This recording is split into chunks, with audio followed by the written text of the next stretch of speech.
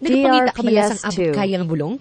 Maghalong gid ha, kay hindi tanan nga bulong palareho. Kung nagapangita ako sang abot kaya nga bulong, importante man sa akon nga quality ang pagkahimo sini. Amo na nga permi ko ginapamangkot kung may gin-prescribe ang doktor, may right med bala sini. Isa ka bes gani, nagkinahanglan ako sang mupirusin para sa eczema. May ara man sang abot kaya nga bulong nga available. Pero tungod nga right med ang ginasaligan ko, ginpangita ko gid ini sa butika. Kag maayo gid, kay may right med, mupirusin na. Dayon para naman sa allergy, cetirizine. May ginainom ako sang una nga branded, pero sa nabalaan DRPS2. ko may right med cetirizine gali, amo na ini ang permi ko ginabakal sa butika. Gani ko ako sa inyo kung may kinahanglan nga bulong para sa tigulang kag kabataan, vitamins, bulong para sa ubo kag iban pa, pamangkot gid. May right med bala sini, agud ang bulong nga babakal ninyo, quality kag abot kaya. Kinahimo gid ini sang right med kay luyag nila nga mag-ayo kita. Para mabalaan ninyo ang mga bulong nga ara sa right med, bisitahan lang ang www.rightmed.com.ph o kung mag-message sa right med official page sa Facebook. If symptoms persist, consult your doctor.